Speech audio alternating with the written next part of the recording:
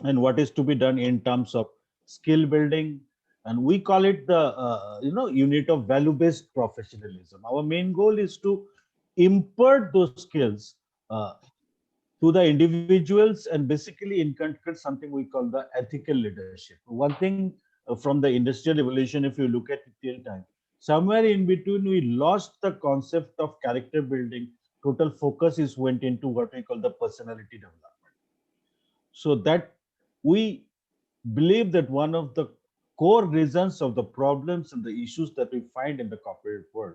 So that is one of our aim to how to combine character with the personality in the developments of skills and the careers of individuals. That we do, and our philosophy we call is it's based on the four pillars, that is faith, tolerance, generosity, and mindfulness. Absolute essential for an ethical leadership. So this particular initiative that we brought in today, based on our philosophy of understanding, you know, the problems, and we believe we can build a society and a country with discussions only, and with nothing better than having some intellectuals discussing it out. So in that concept, in this initiative, we are having a series of discussions in different areas. Today we picked up one of the most, I think, anticipated area, that is the budget 2021. And to discuss this aspect, we have our panelists, very eminent panelists, the thinkers today, friendly in the world of economics and finance. We can start with Dr. Raj Agarwal. Dr. Raj Agarwal is a known face in the academia, is a director and professor at All India Management of Association. He's also a visiting research professor in Montana State University, in US.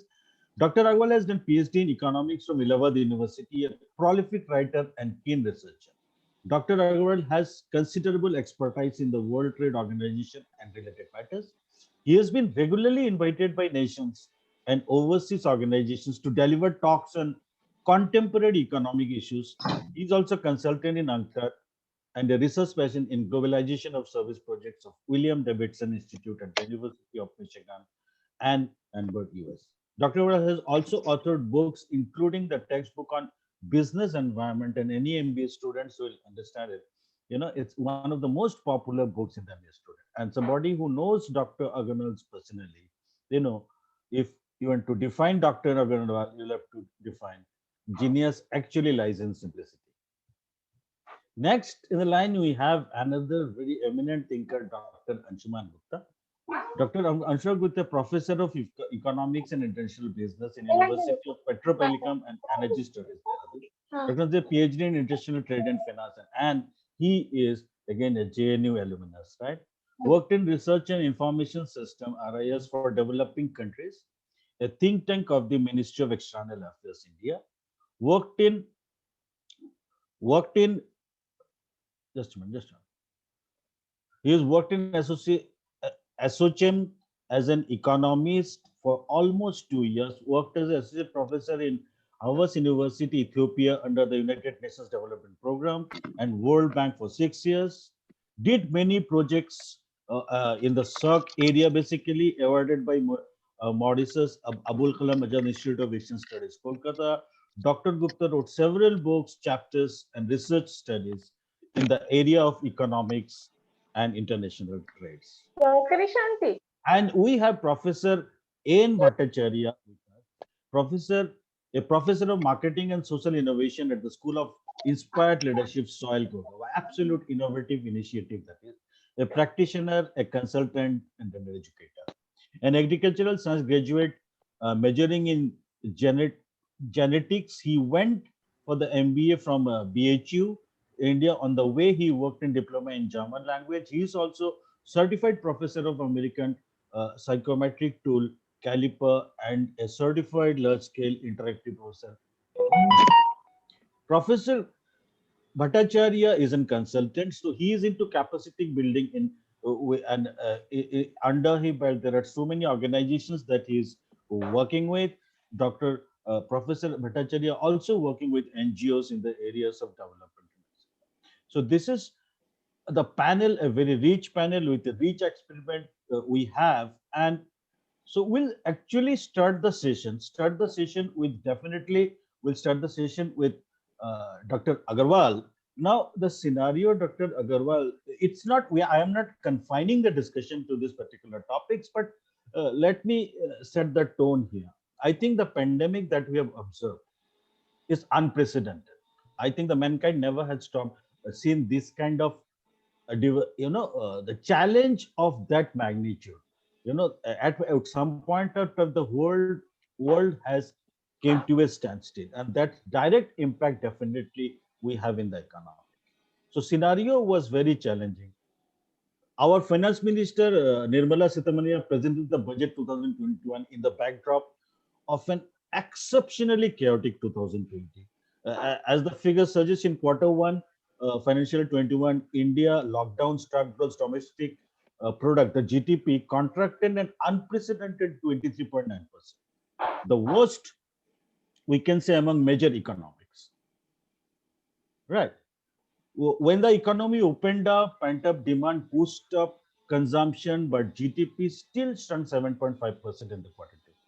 And even though RBI is predicting that the economic shrinkage is over, that GDP will grow at 0.1% to 0.7% in the third and the fourth quarters respectively. So these are the data, these are the predictions. But two major questions I think everybody is concerned with, and that we'll try to address in this discussion. Number one, is financial year 2001 is destined to go down in the history as India's fifth recession, or we can survive it?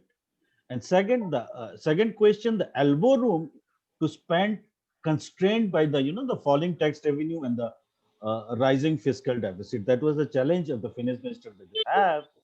Can the present budget can unleash the potential of the Indian economy? So actually, I want to hand over now to Dr. Agarwal. This is just a few questions that I've asked just to set the tone, Dr. Agarwal. Thank you, Sumitro, and thank you, Carving Talent, for inviting me for this very important discussion, this rebooting Indian economy.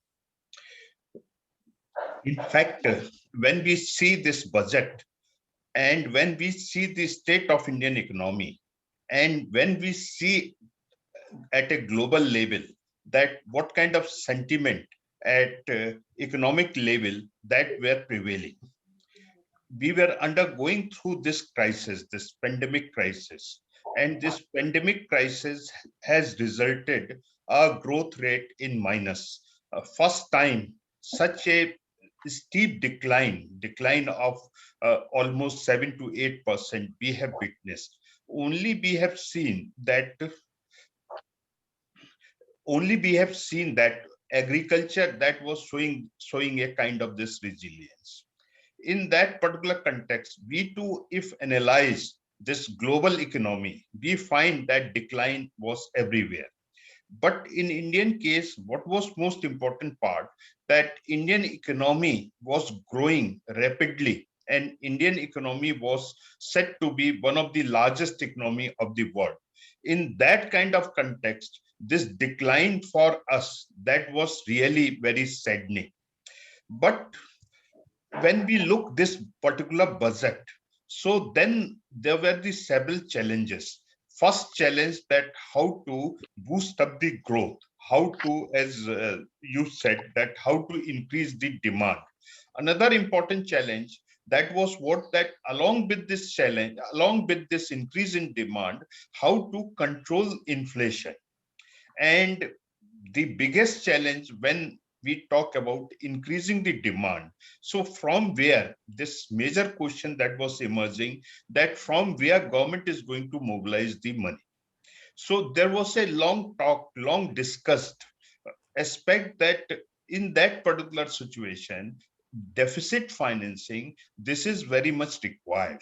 And this deficit financing, if we can remember, this has happened after this World War, when there was a depression. So then Keynesian economics, that how government can spend more to create demand. This kind of scenario, this was initiated. Since then, deficit financing, almost in all economies of the world, that has become a kind of mantra So whenever there was a decline in demand, whenever there was need to increase public expenditure, so through this deficit financing, and the government initiated several kind of expenditure. So then this demand was maintained, as well as through this demand, increase in consumption that has happened, and growth rate that was stabilized or that was accelerated.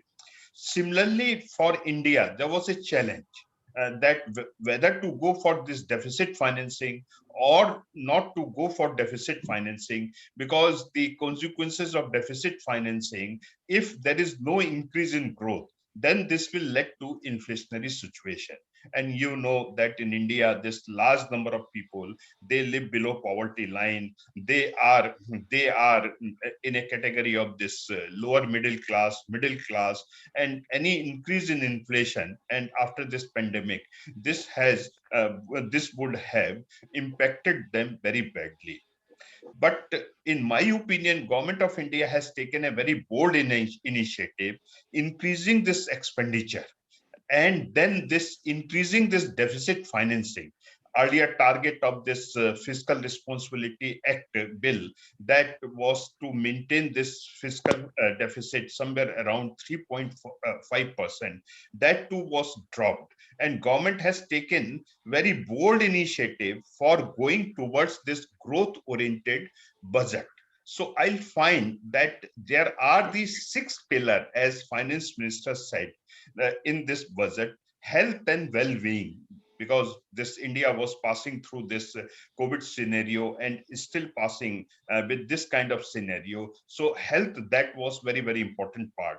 Second important area and second important pillar is physical and financial capital and infrastructure, where this major expenditure that has been done by the government. And then how there is an inclusive development for aspirational India.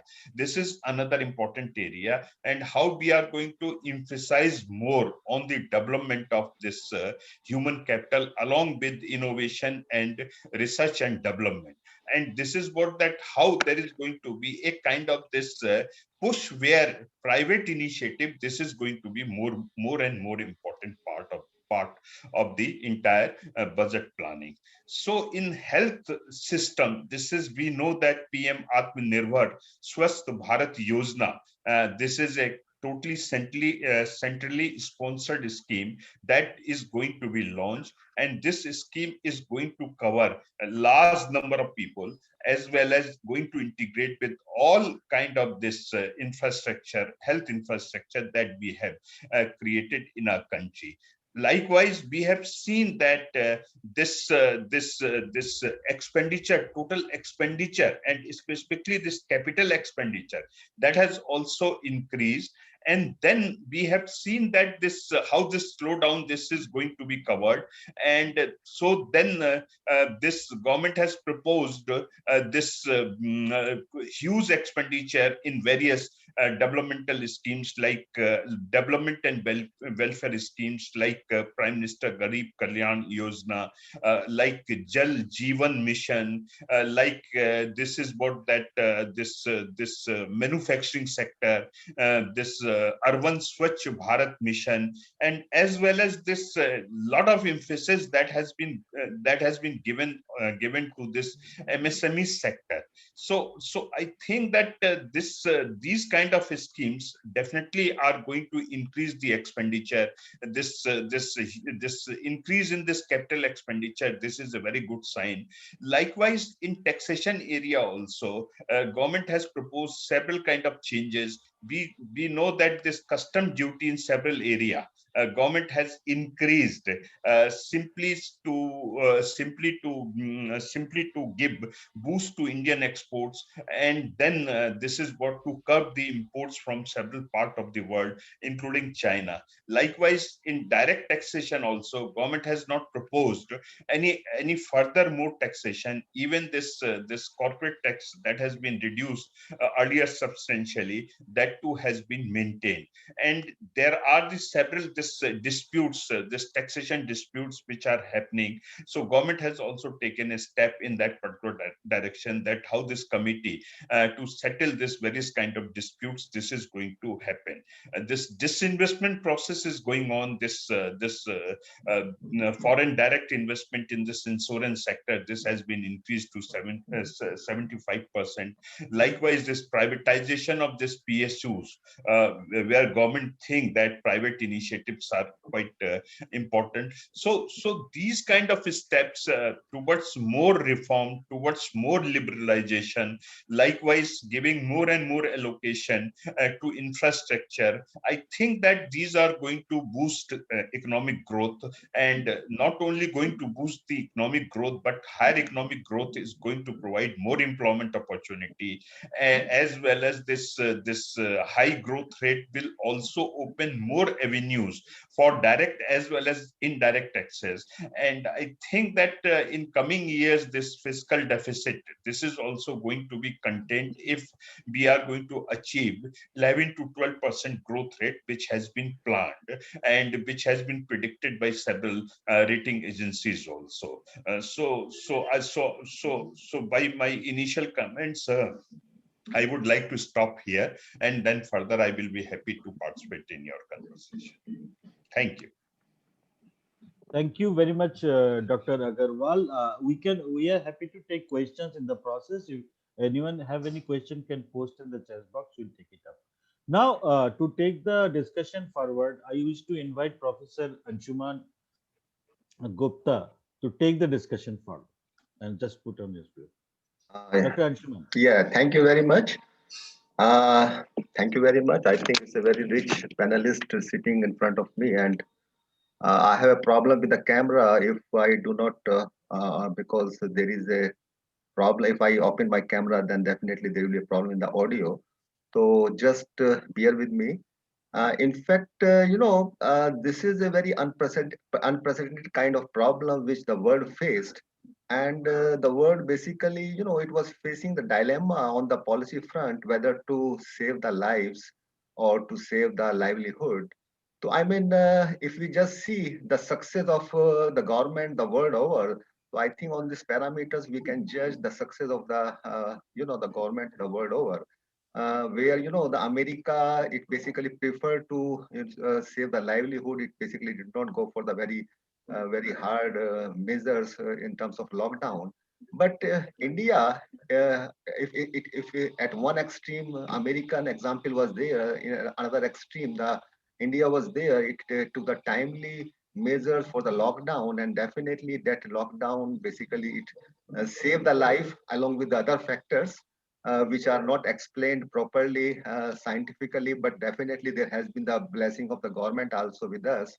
But that lockdown, severe lockdown, it has come at the cost of the livelihood, and its manifestation is the severe contraction of the economy, which we had in the first quarter to the extent of 23% plus, and for the full year, we had the contraction to the extent of 7.7%. That resulted into the contraction in the gross taxation receipts. And just to give the relief, it basically exceeded our expenditure also. And along with it, this all basically led to the ballooning of our fiscal deficit to the extent of 9.5% in 2020. And not only these reasons, but we try to basically bring the transparency in the accounting of fiscal deficit, that also basically, because the FCI loan basically we brought into the books which earlier were basically the of the budget borrowings. So I mean, this all led to the 9.5% deficit, which was very much acceptable because of the given circumstances, which is a very extraordinary circumstances which we are facing. This is, if you see the right from the beginning, there has always been a debate among the monetarists and the fiscal economists that which basically is the instrument which is more effective in combating the recessions kind of situations. So I mean, if we see the history of rightist party, which the BJP is basically right, it comes in the political spectrum, the rightist side. So I mean, they always believe in the giving the more free market forces, and just to give more emphasis to the wealth creators, and they basically always the world over, they always favor to the monetarist approach to combat the recessions. So I mean, this is first time they I mean, this is basically they realize the importance of the fiscal the this Keynesian economics at this point of time. And this is rightly so, because the situation was like that, because we had to basically we had to fight this recession from the demand side, because the effective demand in the economy is so low that it cannot be the demand cannot be reinflated without resorting to the fiscal deficit. So it was a it was a right approach, and definitely we had to compromise with this RBM Act, which was basically uh, FRBM Act, which was basically supposed to bring down the fiscal deficit to 3.5%. So we compromise once again. I mean, we have compromised earlier also in the wake of 2006 this great recessions, which basically as a result of subprime crisis. So I mean, this time also, because fiscal deficit is always it should be amenable to change. It should not be the very rigid.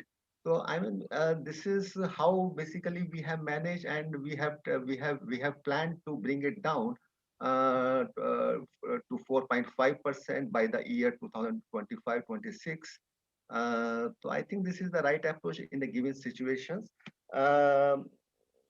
Only, while talking about the rebooting the economy, so I think this budget is a one-time event in a year. So I think we should, if the time is permitted, so then definitely we should look at the larger issues, which basically the long-standing issues, which are basically plaguing the Indian economy, and which without correcting them, I think we will not be able to achieve the fast growing economy which we are aiming to.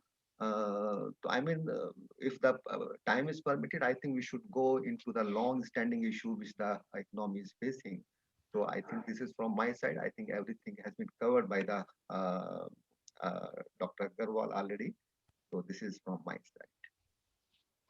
Thank you, Dr. Gupta. We'll come back to you definitely. Now, Professor A.N., basically you have a regular interaction with the industry and the academia life. So, how industry has the industry got what it needed?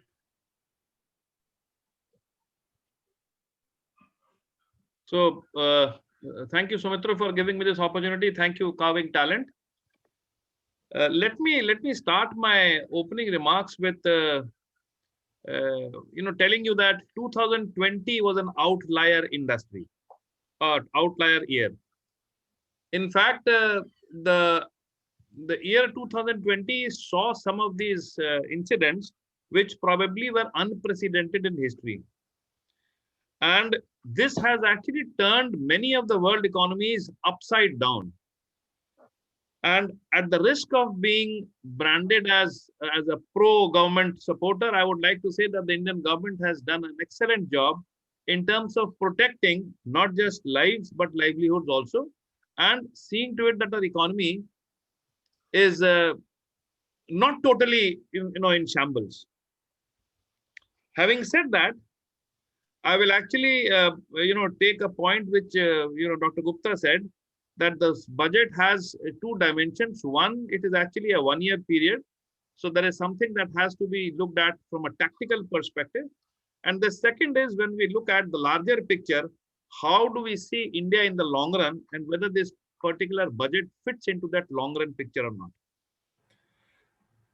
So I would say that primarily the fork on the road for the government was, do we actually maintain the developmental agenda in the same pace in which it was happening in the past, and at the same time undo the happenings of the mishappenings of the pandemic that in fact shook the whole economy and the whole society in a big way. So these two things were in front of the government. On one side, the development agenda has to be continued. For that, you require resources. On the other side, you have to reboot the economy so that the different challenges that arose out of the pandemic, they can be taken care of.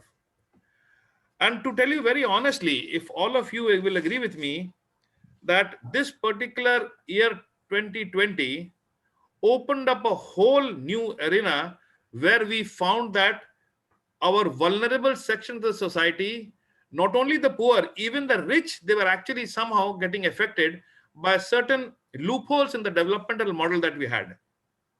Let me put it this way. One of the sectors which in fact got affected the most was, say, tourism.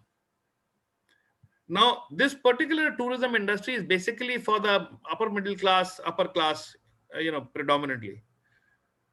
And I know, like, so for example, my friends in the aviation industry and my friends in the tourism industry, they say that many of these companies, they had to shut shop simply because there were no traffic. People were not traveling. International travel came down by 75% and domestic travel was down by almost 40%. Now, this led to a huge amount of unemployment also. Now, this is for the upper middle class, upper class, those people who are pretty well off. On the other side, if you go down at the lower end, we all know about the migrant laborers, the way they were actually, made to go out of jobs. So on one side, the government had this major challenge of how do we see to it, how do we ensure that such a situation does not happen in the future? So on one side, they had to provide employment. And secondly, they also had to see to it, what can be the structural changes that can be brought about so that if such an event happens again, we are well prepared. The second most important thing that in fact we realized, and it was actually something which is an eye-opener, that the Indian health system was in absolute shambles. We had a very poor health infrastructure arrangement. And especially if you go down to the smaller cities and the rural areas, health infrastructure was something which was absolutely missing. And if it was there, it was actually highly inefficient. So this was another challenge which the government had to face. And then the third thing was food. We had tons and tons of food grains in our godowns, Food Corporation of India. But we had a very poor and a very inefficient food distribution system, or the public distribution system. Now, there also the infrastructure was something which was actually, the chinks in the armor were seen. In fact, we got to know that, our distribution system needs to be overhauled in a big way. Now, if you look into these things, and there are a few other things which I'll come to later, I will say the government in this particular budget took, at the topmost level, it took up health, I think. And this was because health was something which is actually going to be the start point of any developing economy. And if you see the amount of stress the government has given in this particular budget on health is unprecedented. By one count, it is almost 137% increase over the past year. And the year that I'm considering is 1920, because 2021 is basically an outlier year. We don't consider that to be a year which can really be considered, because the whole economy came down and we had to go out of the way to match the situation. So over 1920, we see that the outlay for health and health related activities, it actually increased by more than 137%, which includes obviously the overall the vaccine arrangement that we have. Secondly, the government also increased a massive outlay on the food and agriculture and public distribution systems. Now, this will definitely see to it that in case such a situation arises again, and you never know, Corona is something which happened this year, maybe next year something else can happen. And as we see that, because of geopolitical considerations, we have to prepare ourselves for the worst. We cannot always rely on the World Bank or on the WHO for support. So we have to build our own reserves.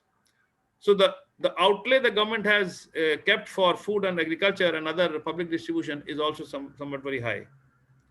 And as Dr. Raj Agrawal was referring, employment generation was something which was important. And for that, I think, the government took a very right step where they actually came up with huge amount of capital expenditure enhancement to the tune of almost increasing it by 34%, where in fact they can actually look at generating more employment, especially for the, I would call it, the semi-skilled and the less skilled people, where where employment was something which was necessary. And this infrastructure is going to spur development of industrial production also, or the enhancement of the industrial production. Having said that, I would also like to refer to some of the unique initiatives that the government is thinking in terms of, say, production in linked incentive schemes, where in fact the production will be, sort of, organizations which are probably, spurring more production, or they are becoming more efficient, they will be incentivized, and they will probably be getting more incentives just for the efficiency that they are showing in the production. So with these words, I think that the budget is actually a forward-looking budget. It has actually kept the balance between the long-term objective of bringing the bottom of the pyramid to a higher level by providing all sorts of infrastructural support, and also ensuring that as a common man, we are all concerned about the tax benefits. We say, oh, we have not got any tax benefits. But let us remember one thing: first is nation, and then is individual. If the nation is taken care of, the individual will definitely be taken care of. I think I'm not unhappy that I have not got any additional tax benefits, but I'm very happy that at least the majority of the Indians, they are actually still at peace. They are getting food. I still remember during the pandemic situation, the type of food distribution the government was doing. Even common man like we came out and actually said that, okay, we'll also help in this distribution system. So somewhere down the line, I think the government has been able to motivate the people through their acts. It has actually kept in mind the long-term perspectives. Plus, it has actually in the short term also, the incentives has, sort of, it is going to spur the industrial production that we probably are looking forward to in the coming years. With these words, I would like to rest my case as of now, and we'll take forward more questions later on. Sure. Thank you, Professor Bhattacharya. Very insightful things that you have said. Now, coming back to you, Dr. Raj Agarwal, what you call the classical dilemma of economists or the planners in terms of finance is always it is growth versus stability. How to balance it out? So, if I look at the present budget in this extraordinary pandemic scenario, how it was balanced and what more could have been done with looking at the scenario and the constraints? Actually, Sumitra, if we see that economic thoughts and the approach which have been adopted time to time, not only India, but globally, what was happening, that this increase in public expenditure and increase in public expenditure is through deficit financing. And we know different kind of this deficit financing that have been coined. There is a revenue deficit, there is a fiscal deficit, and then there is a deficit financing. And for this deficit financing, this government is to finance their expenditure. And when government has to finance their expenditure, so government has to borrow. And for borrowing, there is a debt market. Debt market, this consists of this public debt as well as this private debt. And in private debt, this bond market is very, very important, which is not well developed in India. In this budget, there are the several steps that have been taken that how to develop this debt market. So when government is borrowing, and then government is borrowing from RBI, government is borrowing in a large amount from this RBI. So this RBI, there is a automatic mechanism that this financing is going to be done by printing more and more money. Now, if this more and more money which is going to be printed, if this is going to correspond or simultaneously if there is an increase in growth as well as increase in sustainable growth, then this increase in this deficit financing or printing of more money, this is going to be well taken care, and this is going to create a situation where growth may take place, right? So what has happened that most of the economies are financed through this deficit financing. In our country also, this after the second five-year plan, this deficit financing, this has become the watchdog, or this in each and every budget there is a deficit financing. But what is happening that if by printing more money there is no corresponding increase in growth, if there is no correspondingly increase in growth, then there is a inflation, because this is what that more money is. In a simple term, more money is chasing few goods, and then this will lead to a inflationary situation. Now, if you can remember, or if somebody can remember, in 1980, what has happened that in our country there was a drought, and this drought has resulted fall in agriculture production, and agriculture production that has come down to somewhere around this was happened in 1978 when Janta government was in power, and Mr. Charan Singh, he was the finance minister, I suppose. So then this has resulted into a fall in agriculture production. This has come down to somewhere around 90 million. From 136 million, this has come down to 90 million. And then this rate of inflation that has gone up to 22%, because there was the excess money which was chasing the few goods. So India basically, this agriculture production by this MSME, and then there are the large number of this common man, and then obviously this political economy, that this politics cannot be separated from this economics. So every government is making very serious effort that how to maintain this inflation level. So always there is a challenge. Now, in last 5-6 years, this rate of inflation that was maintained at a one digit, so means that there is no increase in this inflation rate.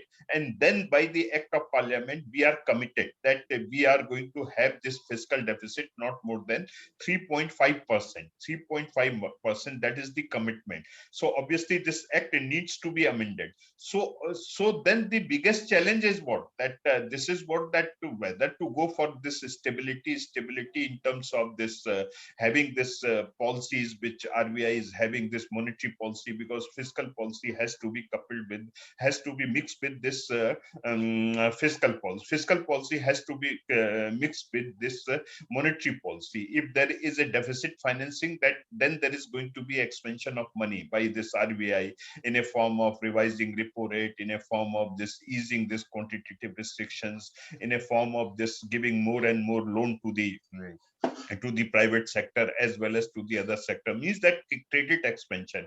If there is no deficit financing, or rate of inflation needs to be controlled, then this contraction of this credit that will take place. Then repo rate will go up. This is bank rate will also increase. This SLR, this is also going to be increased. So then government is going to focus, or RBI is going to focus, that how to contract whatsoever money is credit in a market. So because they want to have a stability, they want to control this inflationary situation. So this is a kind of this trade-off which every government is facing. In US also, this is what that yesterday this Biden has announced, this 1.9 trillion this again new package. So this is what that a kind of this deficit financing approach means, that going to print more and more dollar, and this money circulation is going to be increased very rapidly.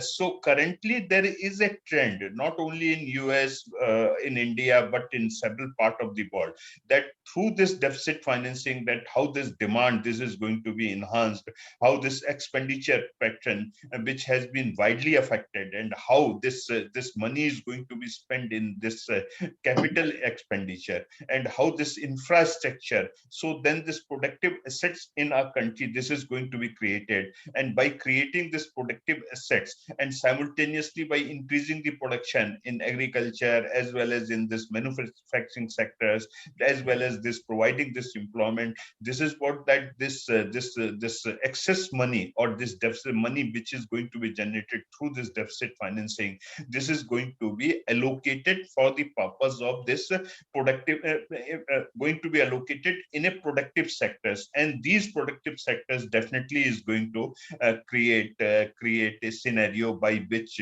growth rate is going to be maintained. Yes. Thank you. Actually, that answers, that clears a lot of doubts that we have. Now, coming back to you, Dr. Anshuman, uh, the 7 trillion economy, the dream that we had. Actually, basically, my question is regarding the trades. To you, total exports during the, if you take the April to December of financial year 2020-21, amount to USD around 200 billions, but registered a decline in a negative growth approximately 15%. Indian merchandise exports fell by 21%, whereas import fell more drastically by 38.8%. So the question is where we are heading and how we revive this. Yeah, I think it's a very pertinent question, and as I told you at the beginning that along with the budget, in fact, we should also concentrate on the long-standing issues. So this is one of the long-standing issues, how to basically, because when you talk about the global market, so your concern is the competitiveness, because in the global market, you are competing with the best of the world. So you basically standing on your own feet without any protections, without any support from the government. So that is a very, delicate questions, and it requires a very delicate answer, in a sense that, I would just like to bring into notice the current tendencies of the current regime, because we are basically at the garb of Atmanirbhar, we are basically going towards protective, we are basically approaching towards the protective tendencies. We are basically taking the protective tendencies by hiking the import duties and all, which we used to have before 1991. I mean, and it has been the tested, it was a failure before 1991 because the import substitution policy which we were following before 1991 for a long time. I think that rendered our industries uncompetitive vis-a-vis the world. And the same policy, if we are basically following now, the increasing the protections to the industries. So I think after 70-80 years of the independence, if we are just following the same kind of protective tendencies which we had already tested and which is already failed before 91, I think that does not augur well as far as the international market is concerned. Second point is, which I would like to bring into your notice, so we basically, any instance, the second instance of the protectionism is we basically opted out the RCEP, Regional Comprehensive Economic Partnership, which is basically, WTO is not working nowadays before, after Doha round, it is not going ahead. So I mean, we could not conclude, the free trade agreement with the EU. We are basically opted out of the RCEP. I mean, this is all talking about the protective tendencies, and we are talking about something which is I think which is economically unviable. Having the regional trading, free trade agreement with America or Canada, I do not think that is going to be very fruitful, because they are the distant basically destinations. I mean, because while you are forging the regional trading bloc, I think the distance, because distance is also very important, because that gives you the competitive advantage. Because if you forge a regional trading bloc with a neighbor country, then definitely you save on the transportation cost, and which is basically which is basically the natural natural ally for the regional trading bloc. So if I mean these kind of tendency has to be overcome to be more competitive at the international market. And not only that, you have to work on the labor market. The labor market is very restrictive, very stringent in India. From the business perspective, of course, from the labor perspective, that might be very good. That sounds very good, because the more the protection, the more good for the labor. But while talking about the industry side point of view, then definitely this is one of the this is cited one of the impediments to even for an investment. I mean, why they do not come.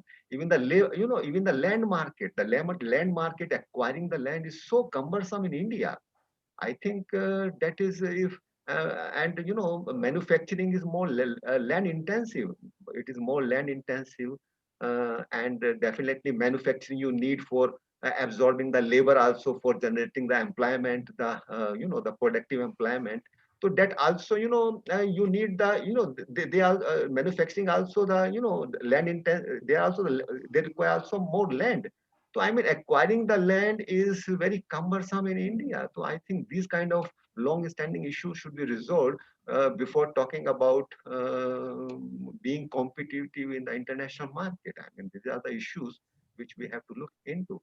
Apart from some, something which we talk about, our currencies always appreciate, it remains appreciated. So these are the cosmetic issues which you can correct with a small measure. But these are the long-standing structural issues which has to be taken into care before being competitive in the international market. I mean, this is what I think. Yeah, I understand. These are some disturbing issues, I think, to be considered. Okay, coming back to you, Professor Ian, because Dr. Anshuman was talking about the industry also. So, if we talk about the IIP, that is the estimated index of industry production, it has reduced. It is reduced significantly. If you talk about as per the report suggests, the index of, mainly due to lockdown, the index of 8 core industries, which make up 40% of the index, registered a negative growth of 2.6% up to November 2019. So the point is, if we look at the budget, has it been taken care of? So let me put it this way, Sumitro, that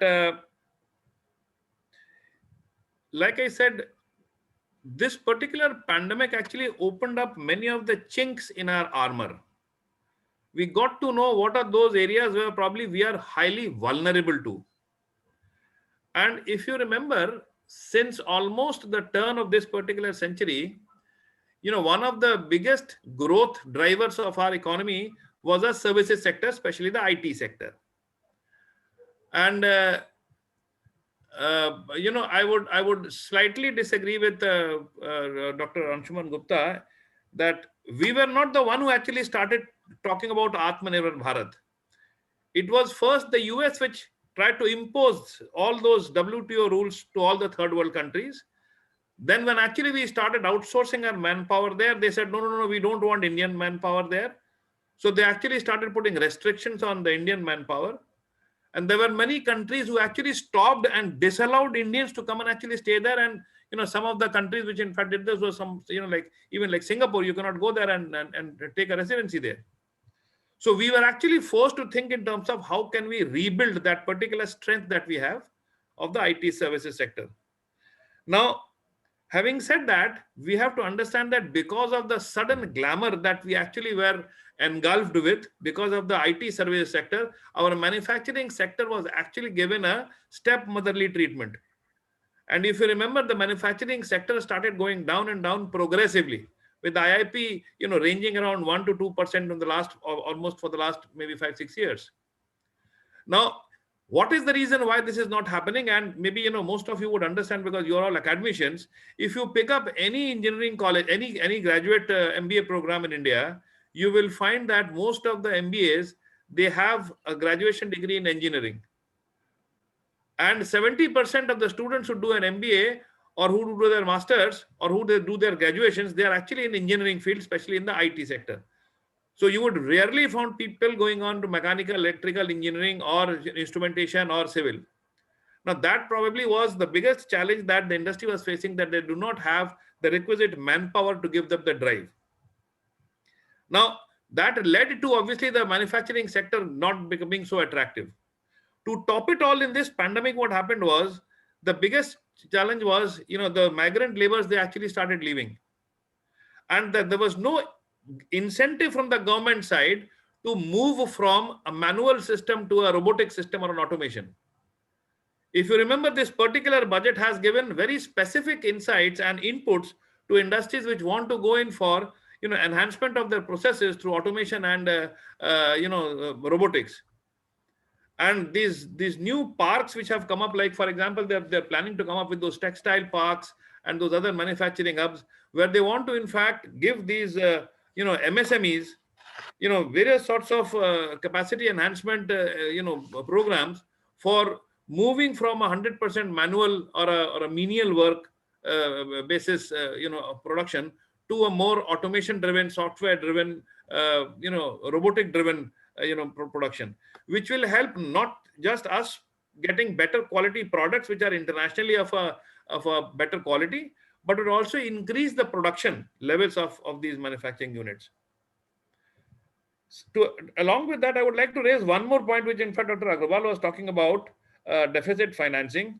An interesting feature of this particular budget is, if you see the capital receipts that we are anticipating this year in the 2021-22 budget, it has actually got a whopping 66% jump because of 1,75,000 crores coming from disinvestments. Now, there is a whole lot of people who are crying hoarse about this disinvestment. Why are we disinvesting? Why is the government selling off their assets? Now, there are two options that we have. Either we disinvest and get that money and actually have the growth engine of the country, the development of the country on track. The other side is we stop development, you don't do this financing, and the country actually starts going back down again in terms of development. So on one side, we had to take up this development, and on the other side, the source of revenue can either be deficit financing or we can go in for loans from different places. The safest bet is the assets that we have, if we can actually disinvest part of them and recover some of the revenue, that will probably help us in generating the type of revenue required for the development. So I think that is one of the reasons why, in fact, if you see the total physical deficit that has been projected, we are projecting it at 6.8%. Had that disinvestment not been there, then probably this deficit, fiscal deficit as a percentage of GDP would have been somewhere around 20%, which would have been catastrophic. Ideally, I think a fiscal deficit of somewhere in the range of 5 to 7% is ideal for the growth. Beyond that, I think it would become a dampener for the growth. So I think this particular budget will definitely help the industry to grow. It will actually be a big booster. My conversations with most of the industry heads, they are actually positive about the overall outcome of this particular budget, not only in the short term, in the long term. I'll add one more point here. If you see, this particular budget has a huge focus on enhancing the overall skill sets of the people. So they have actually taken the entire pyramid of the human society, where in fact the bottom of the pyramid is being pushed up. So by improving their quality of life, the quality of living standards. So whether it is providing them education, whether it is providing them health, whether it is providing them insurance, whether it is providing them, potable water, all these things are factors which will help the lowest most person standing on the line to come up.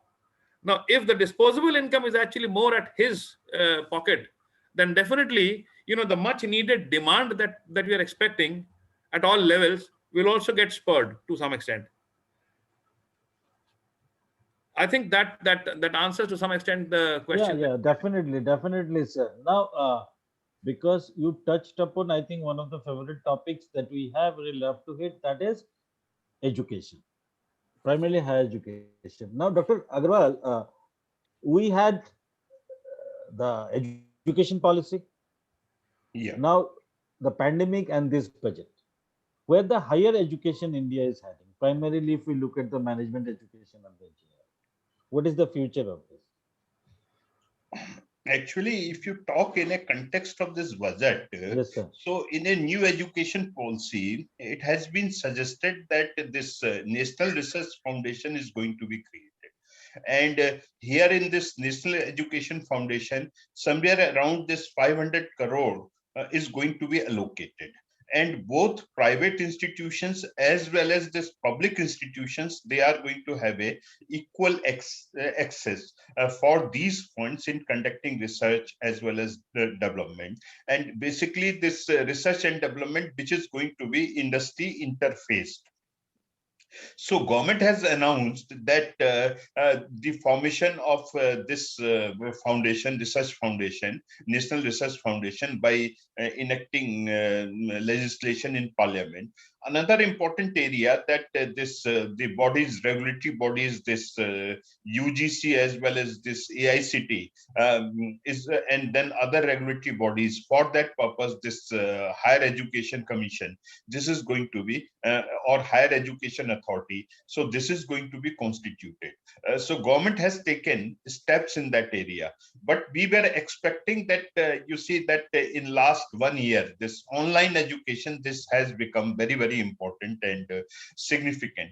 So some kind of this allocation, that how this online education or this blended mode of education, this is going to be developed in a form of this creating this infrastructure, this digital infrastructure in remote area, in a form of this developing right kind of faculty through this faculty development program. And likewise, this is what that emphasizing on this course content, emphasizing this digital part, and how this best faculty from abroad is going to be connected for this purpose. So here this in even then this some lot of people, they were expecting that some kind of this allowances or this incentive for this working from home, this is also going to be announced in this particular budget. So here I think that this there is not a adequate emphasis, but good enough, because gradually this will take time. And then this most of the provisions which are there in this new education policy,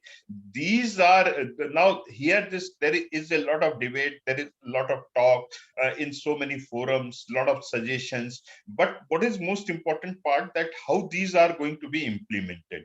And for implementation purpose, this creating this regulatory authority, this is very important. And then this regulatory authority accordingly is going to take steps by consultation with the, and I'll say that this consultation with academicians, this is very, very important in terms of this creating this new norms. For example, credit transfer. So this is what that credit transfer from full time to part time or part time to distance learning, credit transfer in India as well as in abroad, this equivalence of degree. So there are these so many provisions which requires this codifications, which requires this norms. And then unless until this new authority is created, and then how this is going to be done, how these are going to be implemented. So I hope that in coming days or coming year, coming 1 or 2 years, we are going to see that how this is going to shape. Okay. Coming back to you, Professor Anshuman, higher education normally perceived is directly related with the placements. Pardon, can you repeat? Higher education, if you talk about MBA specifically or engineering, directly related with the placements, if we talk about the education industry that we have. So if you don't have job, we don't have placement. So how basically in the new, after the pandemic, budget has addressed this issue? Yeah, I mean, that is very true. Definitely, I mean, because these are the professional courses, and professional courses means they should end up with the placement at the end of the tenure. That is the only measurable indicators about the success rate for these courses, and for the institutions concerned who are offering these courses. I mean, this is the only measurable indicator. So I mean, definitely there has been a job losses during this pandemic, and that was $1 million question in front of the finance minister, how to kickstart the economy. And I think on that score, the finance minister has done a good job, because investing into the capital expenditure. So I mean, this is something which is crowding in the private investment, because in the time of the downturn, definitely the private investment, because there is a less demand in the economy, in the definitely the private sector, and they are working below the capacity already, so they are not going to make the they were not finding any reason to invest into the economy at this point of time. So I mean, this increasing the fiscal deficit and is and spending on the capital expenditure. This is, this is one of the important measure which this budget has taken to crowd in the private investment, and to kick start the economy. And definitely that is going to more economic activities, means the more employment, and um, and if you see, definitely, the unorganized sector, they suffered more as a result of the pandemic. The organized sector, if you see the bottom lines, it has gone up. I mean, though it has gone up to some extent at the cost of reducing the employment. Also, they basically cut on the wage bills, salary bills. So I mean, that has also been the reasons why, I mean, the bottom lines of the organized sector has gone up. And people, when the unorganized sector shut, they basically shut down, then definitely whatever the demand was there, they shifted to this organized sector. So I mean, they have benefited. And if you see, the job, if the institution is good and they are providing the good educations. For example, I talk about my institution, University of Petroleum. I mean, we last year also we basically recorded the 90% employment. That is because organized sectors, if I mean, definitely they will not be offering that very lucrative CTC, but they are still employing the people. And after this budget, when they will be crowding in effect of this fiscal deficit and this capex expenditure, then definitely, because that will have the multiplier impact in the economy, and the economy is going to bounce back, and along with the economic activities, the employment generation will take place. So that is how basically it is going to, I can perceive it is going to basically work out in the near future. All right. I would like to talk, I just want to answer, because Sure, sir. Sure. Please go ahead. Mr. Bhattacharya, he talked about, the Atmanirbhar. Of course, Atmanirbhar, of course, the America did it. It started it, but it started, it was also criticized even by the Americans, because the Trump basically it started this protectionist policies, the trade war with China. It violated the WTO rules. And this globalizations, it is a well-established economic discipline, and it has its own advantage, because if you see, after the Second World War, the economy basically it has basically boomed on the on when we basically fixed the this international monetary system, and basically on the back of this globalization, it has boomed. And in 16th century and 17th century, there was a mercantilism view. Mercantilism view was basically just restricting the imports and promoting the export, which was virtually leading to the no trade at all, no globalization at all. So after year 1776, when Adam Smith came, he basically gave the concept of absolute advantage. I mean, then also till 1930s, the international trade and the economic growth, basically, because economic growth is very much linked to the globalization. And if we are, because otherwise it will be a zero sum game, because if I am following the protective tendency, then definitely another country who are basically feeling the pinch of it, he is going to resort the same thing. So it is a zero-sum game. Ultimately, the whole world is going to suffer if we are basically going to this the path, and that is going to impact our whole supply chain, because supply chain means if we are getting the if we are basically getting the costly inputs, then costly input means we are using the costly input into our production. So ultimately, our consumer, our own domestic consumer, are going to suffer because of it. So ultimately, whoever is doing it, that is not a very, from the academic point of view, that is not a very healthy uh, trend. I think Dr. Raj Agarwal will agree to me. I mean, this is something which is a very not a very healthy trend. I mean, as far as the Actually, international economics is Actually, you see that as you, Dr. Ansuman, you have pointed out that this after this Doha round of talk, there is no progress in this WTO negotiation. Now, here in this Doha development talk, Doha talks, basically this was suspended because there was a development agenda, and developed nations, they were not willing to help to developing countries up to a substantial level. They were able to get the benefit, like in this intellectual property right, like in this manufacturing. They were able to draw this lot of benefits from developing countries. But issues in agriculture, it remained unresolved, you are because right. this state of agriculture, both in India as well as in developed nations or developing nations, this is structurally different. Now, here, if we analyze the kind of this bilateral arrangement, as well as this is what that regional trading arrangement which India has undertaken, so India has not benefited. India has not benefited.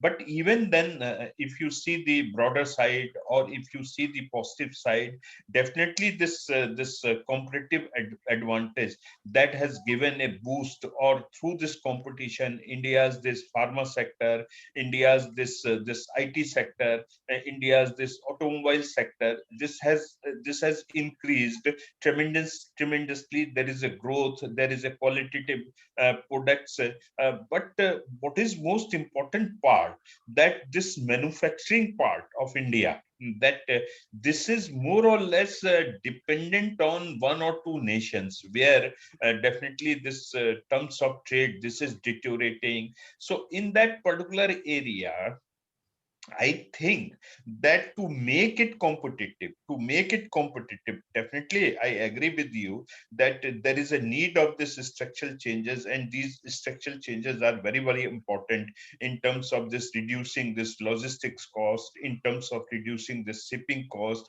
in terms of this reducing, this is what that various kind of cost by which Indian product is going to be more and more competitive in this external market.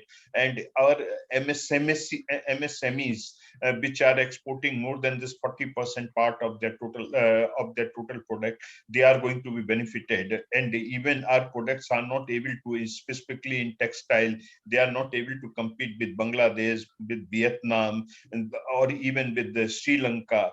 So I agree that structurally there is a need. But in my opinion, that for making these kind of changes, first, if we are going to give boost to our local industries, because they are going to be closed, or they are on a verge of closure. If by providing some kind of this boost in a form of imposing this custom duties, because if you see the items which have been selected for imposing this custom duty, or for hiking this custom duty, by which I think that this issue of this competitiveness, this is going to be strengthened. Means that first they have to survive, or this infant industry argument, this is going to be more important, that first you survive, then you stand on your feet, and then compete. So this globalization in a wider context, I think this should be the policy, and in my opinion, this is the policy of Atmanirbhar. But to be self-reliant and to be Atmanirbhar, what is important, that first you have to stand on your feet. So partially this infant industry argument, this is going to be applied here in that particular case to be Atmanirbhar. And this is a global trend, because you see that this globalization cannot be at a unfavorable level. And most of these regional trading arrangement, this is happening at a unfavorable level. So I think that for a time being, let them be competitive and let them compete. And then when we are going to be in that kind of a state, when we can sign these kind of agreements in a more effective manner, where we are going, if not going to be benefited, but going to be equal partner. So I think that in this way, this argument we should take. In fact, before Sumitra, you come in, I just wanted to take a minute. Dr. Agarwal, I'll tell you, I fully agree with what you are saying and what Dr. Gupta is saying. But we have to understand one thing, that in this particular, I would call it this rush for economic supremacy globally, countries which have deeper pockets will always have an advantage. I remember a few years back, Tata Steel was actually reeling under huge amount of pressure because their steel was 40% expensive in India as compared to the Chinese steel which was coming in. Not that the production cost of Chinese steel was less, but just because the China wanted to disrupt the Indian economy by putting the Indian steel industry on a back foot, they said that we will sell it in India at a 40% cheaper price. Now, as a user, when I get steel which is 40% cheaper as compared to Tata Steel, I will not buy Tata Steel. But then what am I doing? I'm basically allowing a country to in fact come inside, sell their products at a much cheaper rate, not because they have a better efficient mechanism, but because they have deeper pockets to bear the losses that they would have. Now, this is some sort of an economic imperialism that we should be cautious about. I'm not saying that opening up economy is bad, but I'm saying you have to be wary. And I would actually say that the US government has been very, very cautious. They have allowed imports, but whenever they saw that yes, China is entering in a big way, they have stopped it. So I think this is what my moot point was this only. I'm absolutely open to globalization also, but then our interest has to be kept in mind first. We have to see that there could be ulterior motives of other countries also, which is the geopolitical situation all across the globe. We can see that. Yeah, I have a little different point of view on it because uh, uh, of course there is a unending debate might happen onto it. I mean that depends on the firm convictions where you have. Uh, I think first of all, just to tackle this kind of problem which you're talking about. I mean in economic terms, this is called the dumping basically, and WTO basically has. Though I mean, it depends how much proactively we work on it, because that depends on your machinery, how you regulate, how you approach the WTO dispute settlement body. I mean, this kind of issues is always can be taken to the WTO, and it can get the redressal. That is one thing. And second, and nowadays, what happens, gone are the days when the, production used to be simple, and it used to be basically under the one roof. Now, if you see, now we are basically, the world is going towards the value chain productions, the network productions, alternatively, which is called the network productions. If we are basically, if we are going towards that protective tendency, then we are going away from this recent trend which the world is seeing. Before COVID, of course, after COVID, there has been some disruptions. That is a one-time incident which has taken place. But I'm talking about, the world trend before COVID-19, the Southeast Asia, the European Union, and this is a new kind of innovation which is going to make you more competitive in a sense. Because the production take place at different stages, from where you require the unskilled labor at one stage, and in second stage you require the semi-skilled, then third stage you require the very skilled labor, and the assembly is taking place in one place.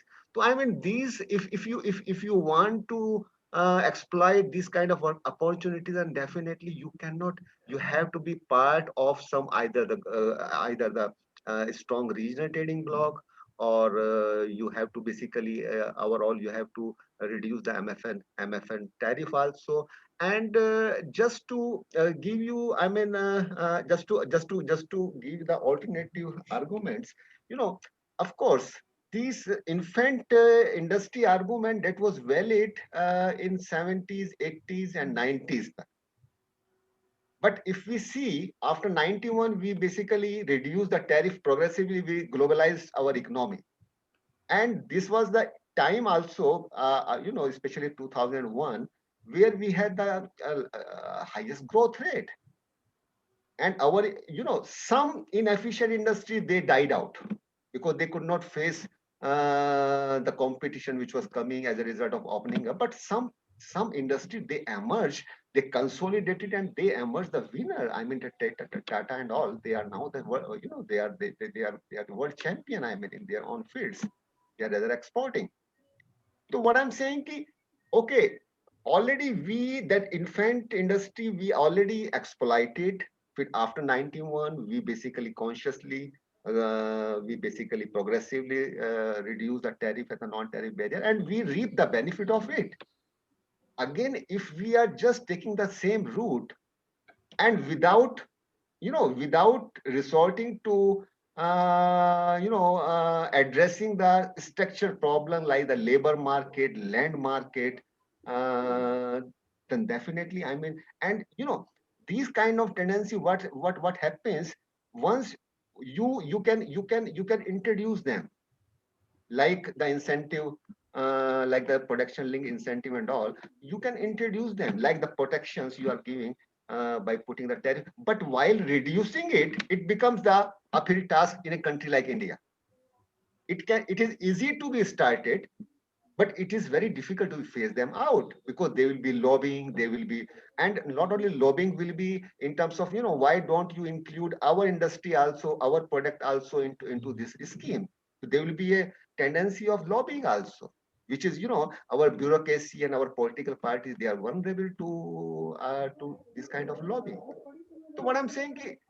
we should basically, we should understand the economics and the process of these kind of things. And I think this is something which is after 80 years, the infant industry argument, it does not I mean, we So should I think now it is mature. this is more of a political decision rather than economic decisions. I think it is more Again, to do with, I'm talking about purely from the economics point of view. I don't have any leaning to the politics, no, but no, I'm I'm talking saying, about the economics. government of India probably took this decision Yeah. probably because they wanted to just simply counter China. That's it. I think there is no other country which they wanted to counter. Yeah, but we should This not be is centric to one country. In fact, if we are changing our policies, just being centric, earlier we were centric to the Pakistan, now we are China. I think that is also not a very healthy kind of tendency, because we should see the world. actually what I think, that this is what that India has not signed this comprehensive trade agreement where China is a part, and because strategically India has avoided signing this, simply because India is trying to find it out this new partners like Australia, like New Zealand, like Japan, or even this US, as well as this Canada also. So in that particular regard, this imposing this custom duty to certain specific industries, this is definitely a political one. But what is important part, that this manufacturing is going to suffer heavily. And then you see that by reducing tariff, there is no doubt that several industries, they have been benefited. But what is significant, that you see that whenever, if you can remember, in US also, this duties on this India's export on shrimp, that was imposed, and then heavily this shrimp industry of India, that suffered. Likewise, on a name of this non-tariff barriers, on a name of this standards. This is what that time to time Indian products were discriminated in several part of the world, and specifically in a developed nation. So, and then this is what that dispute settlement mechanism of this WTO that is there, but this is still not very effective. Anti-dumping duty, this is what that this cost of this litigation, this is very high. So in that particular regard, this complete, or this is what that this globalization, and currently there is also a deglobalization. So in that kind of scenario, this and specifically when growth rate that has come down to -7, in that kind of scenario, I think that for a time being, I don't know that this is going to happen for a longer period. For time being, this protecting industries as well as and specifically this MSME and giving boost to production, and if not for export but for domestic consumption, where this domestic production was highly suffering in by the cheaper import. I think that for a time being we can give a benefit of doubt, and definitely if this is going to persist for a longer period, then economically this is not going to be beneficial for globalization purpose.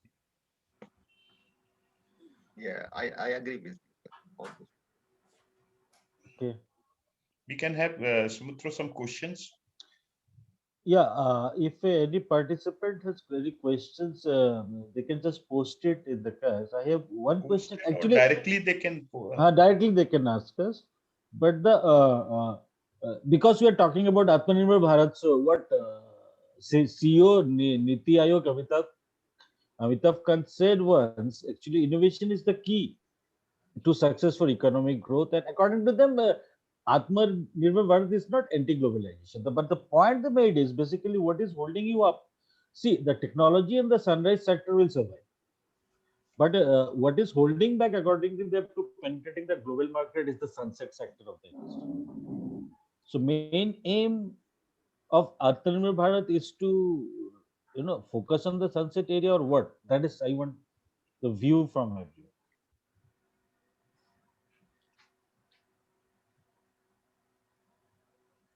Dr. Raj, you can take up the question.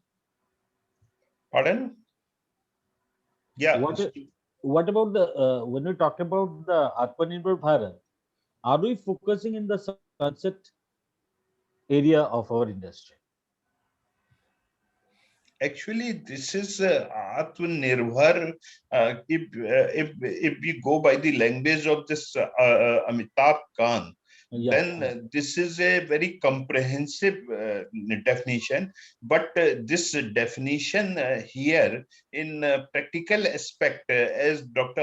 Ansuman was highlighting, that here this when we match with this economic argument, this liberalization, globalization, marketization, and then the approach of the government, which is towards liberalization, approach of government is towards privatization, approach of government is towards internationalization, approach of government is towards globalization.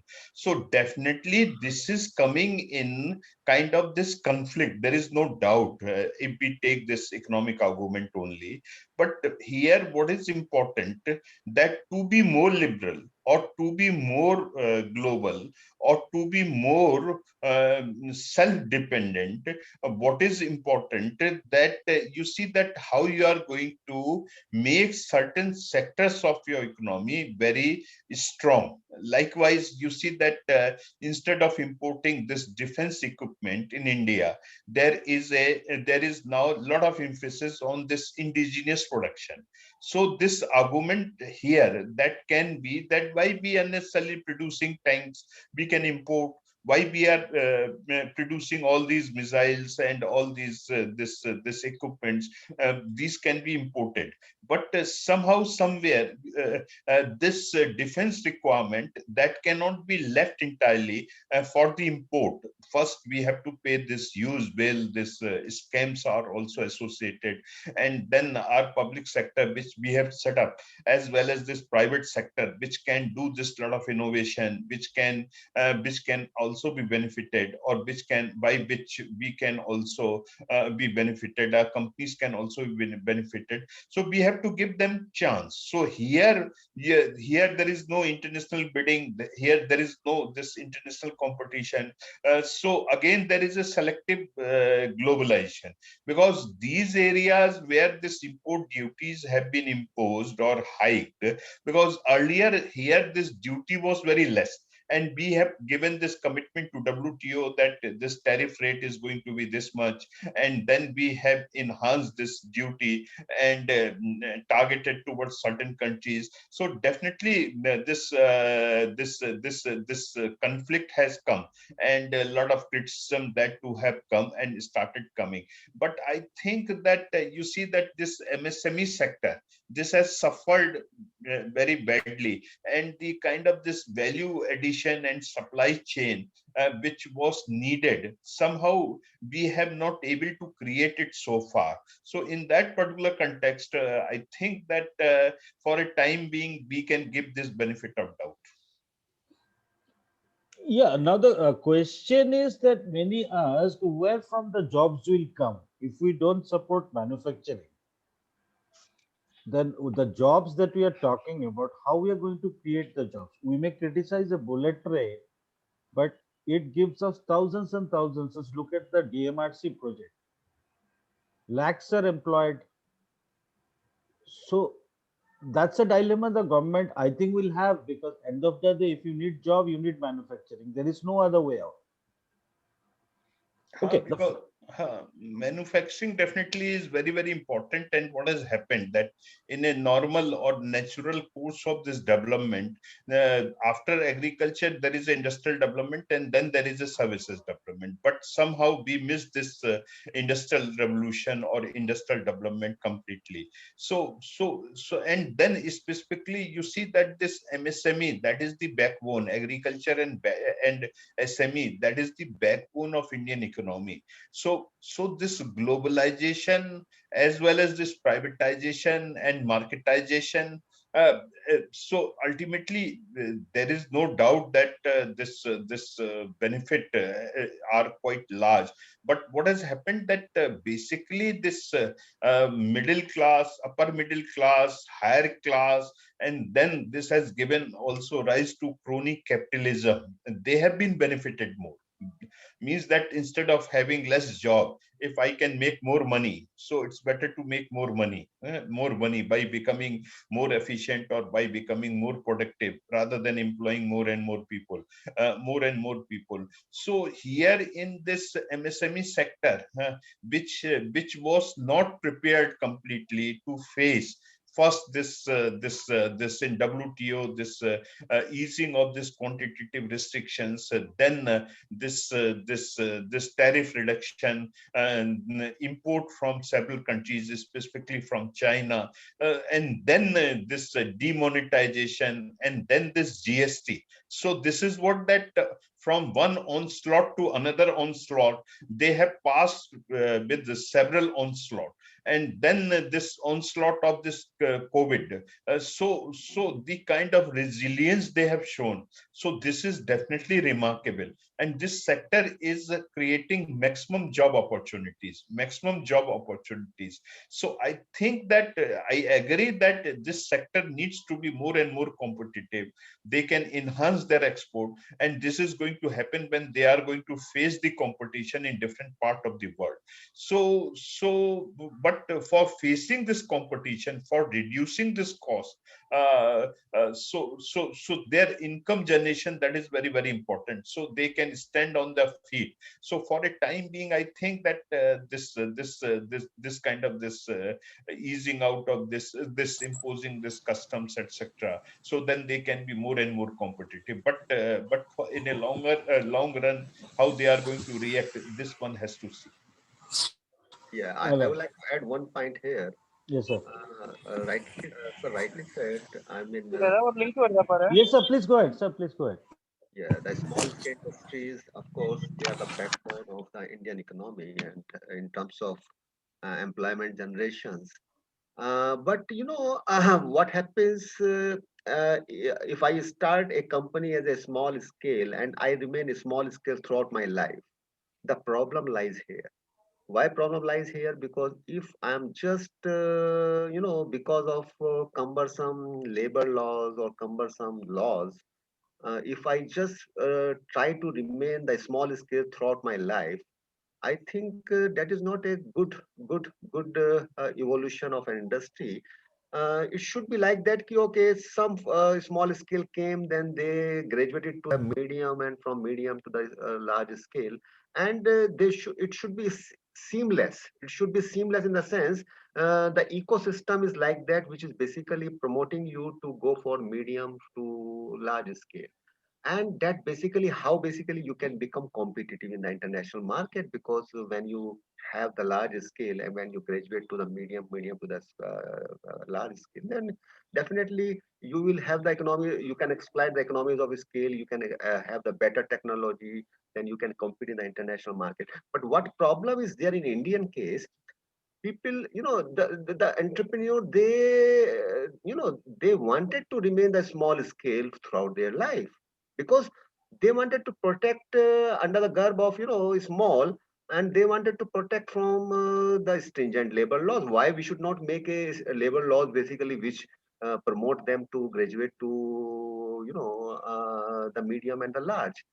So I mean, these kind of ecosystem should be promoted, where we start with the small scale, then we graduate to the medium scale, then we go to the large scale.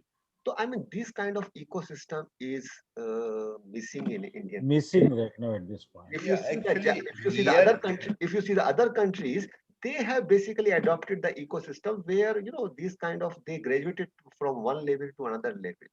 So if we could basically promote this kind of ecosystem, that will be good for the whole economic scenario of the Point taken. yes. Yeah, Dr. Ansuman, I agree 100%.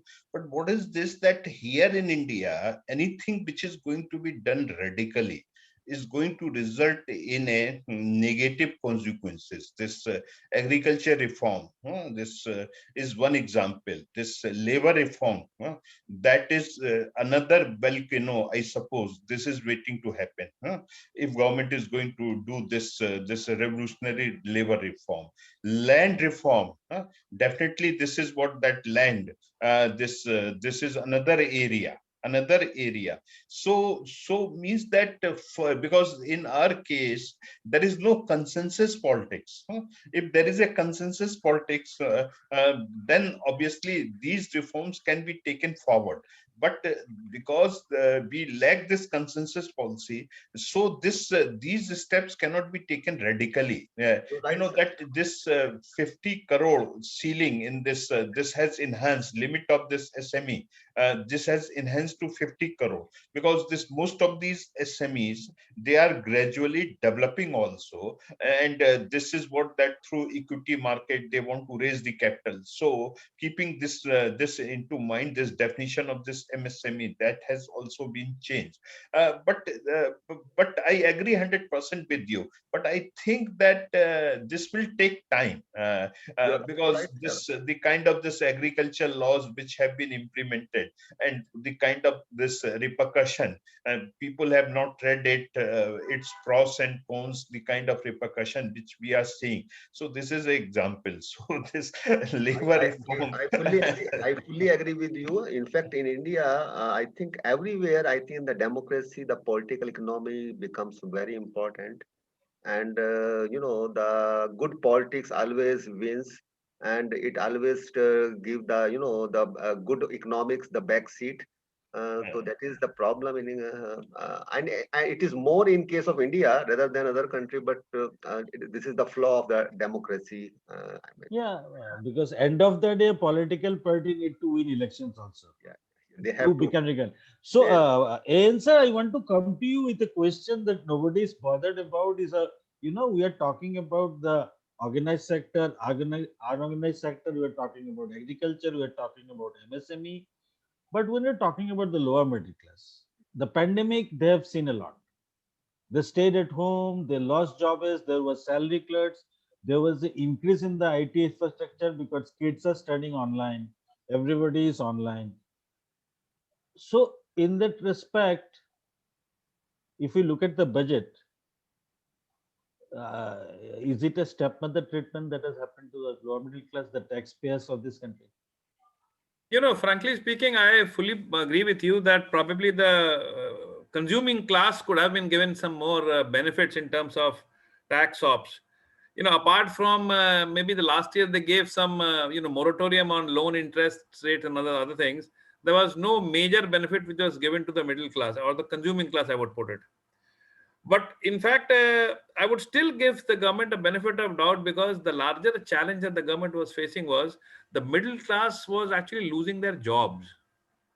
So the focus here, actually look into it, if you see the six pillars that Dr. Raj Agrawal was talking about, there is a huge emphasis on infrastructural development.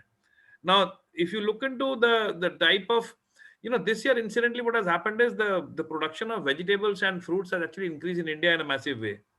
Now, one of the reasons they say probably, and I don't have any authentic information about this, but I think one of the reasons they say is more number of people went back to their villages, and probably they invested more time in their own agriculture, and probably that was one of the reasons why they brought in best of the practices and best of the knowledge probably, and they did the best. But honestly speaking, if you look into it, the middle class was facing a challenge, and tax probably rebate could have been one of the minor things that they could have actually given. But on the other hand, if you look into it, the state in which the economy is, in fact, actually they should have in fact increased the taxes, but they have not. So that's actually a big benefit that we still have. So disinvesting some of their, I would call it assets that they had in terms of these companies, they have probably saved us from a higher tax levels, and probably they will also, to a certain extent, I hope that the inflation will also be kept at a reasonable level, though the petroleum prices and the energy prices are going up. Going But up, I yes. hope they will also be brought down to a certain level. So I think yes, hopefully they should have given us some more tax benefits, but I think we are still should be happy that the taxes have not been increased. They could have been very well been increased. Professor Anshuman, your view in the middle class, Pardon? your views, sir. My view on the same question. Eh? Yes, sir. Yes, sir. Okay, can you just repeat the question, because Yeah, but point is stepmother treatment has happened to the middle class, because the lower middle class specifically I'm talking about, because they have suffered with all. If we took out the yeah, impact of the pandemic was also, and there was a huge yeah, job loss. I am more concerned about, if I just see the middle class, I can just divide the middle class into two categories. One is who are basically employed in the organized sector, and one is basically who are organized in the unorganized sector, basically the informal sector. So while talking about the middle class, which is basically earning 10 to 20,000 rupee a month, who basically lost their job as a result of the lockdown, I think I was expecting, because though I mean this budget is talking about the job creation through, the capex has been increased, the infrastructure capital expenditure has been increased, but that will take a time, because first of all you have to basically because starting a project, after starting a project, this the job creation will take place. But while talking about giving the immediate relief who are basically still out of the jobs, I think that was I was expecting I mean some kind of I'm talking about those middle class who lost the job, basically who are not the part, who could not be who returned back to their homes, and who are still not the part of in the job market. Because still, if we see the employment, the participation rate has not reached to the pre-COVID-19. If I just talk about the labor market, it has not reached to the pre-COVID-19 level. Especially the urban unemployment is still at a more grim. So I'm talking about ki something, something should be given instantly to help these people. Some money should be handed, should be given, through Jan Dhan Yojana or something like that, so that at least, because we people who are in the organized sector, first of all, we are getting a salary where we are earning, we are basically meeting out our essential, and we are having some fat, we are having some fat which we can rely upon, we can bank upon. But these people, they are basically mostly, even during the normal time, they were just hand to mouth. I mean, and once they lost their job, then definitely they are basically at a very vulnerable state.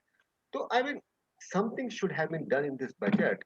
Though, I mean, after the lockdown, government did something. One-time cash payment was given to these people. But I think in this budget also some provision has been made to help these vulnerable people.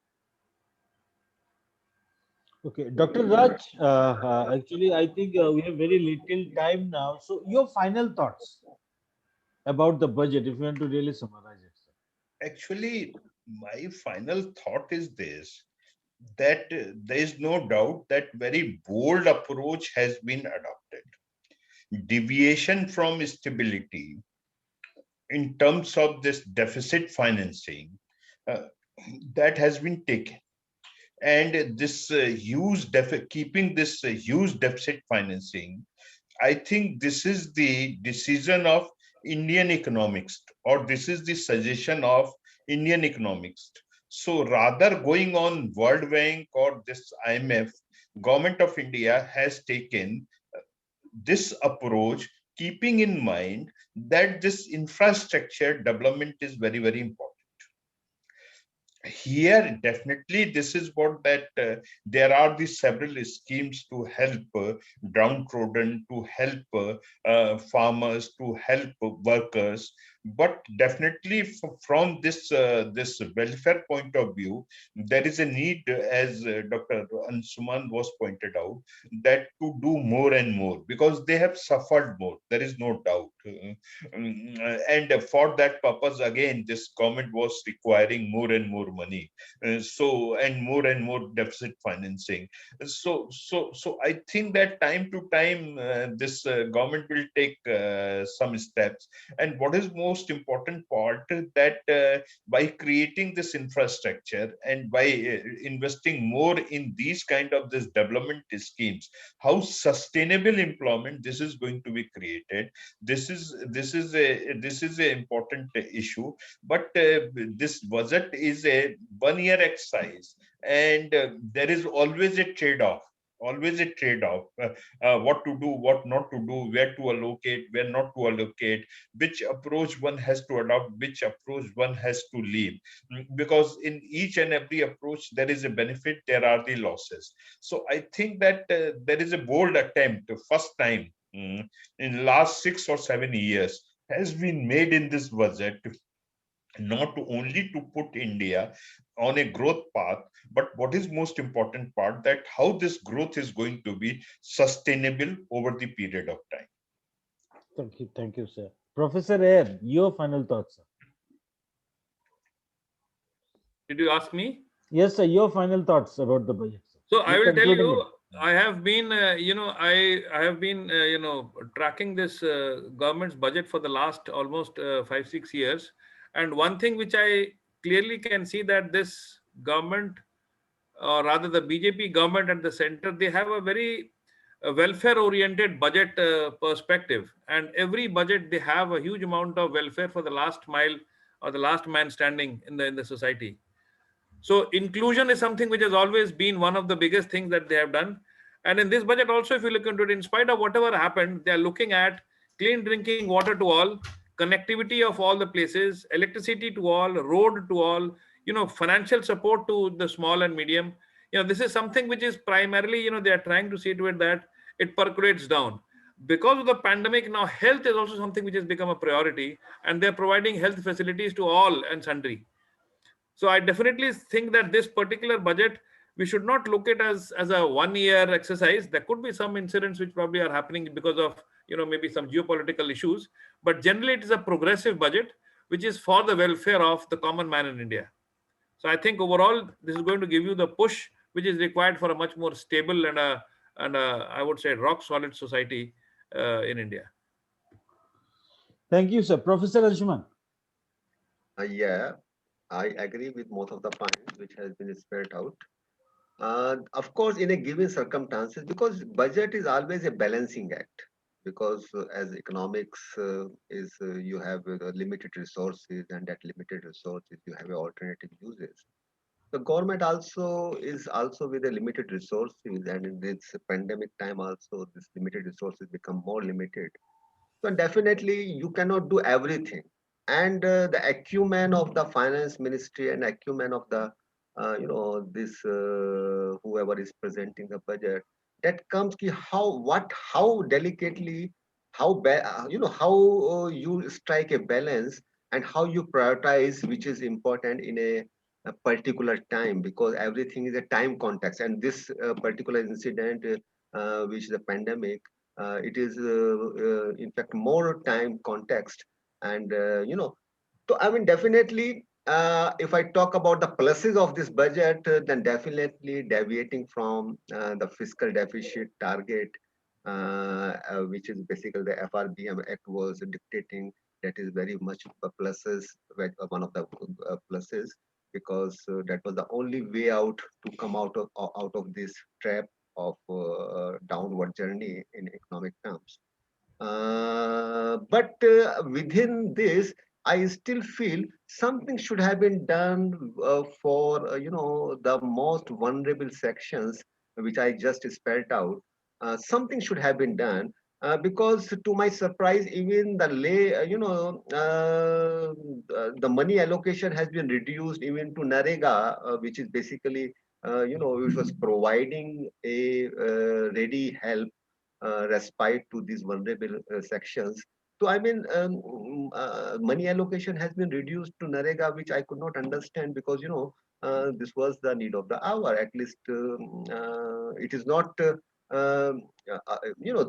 are doing the work, and for the work they are getting some relief. So I mean, this I think if it would have been taken care of, I think that this budget in a given situation, I will give. I mean, this is definitely. I mean, it can be it would have been the best budget in a given circumstances if these two three points should have been taken care. I mean, would have been taken care of. So this is definitely. I mean, one of the Thank you. best Thank you. budgets of this If government. anyone has any question, anyone? All right. So it's a wonderful discussion. And if I really want to summarize it, it is one thing that everyone agreed upon, as AN sir correctly said. Statistically, if we speak, 2020 should be considered as an outlier. So when it's an outlier, so it's looking at this particular budget also, we'll have to have a different perspective, giving the circumstances and the constraints and the whole scenario. uh, it's a good job that has been done, and I think it will give the required stimulus to the industry, you know, to go ahead. Hopefully, it will create more jobs. There will be always what we call the hits and the misses because of the constraint that we have. It's always a challenge.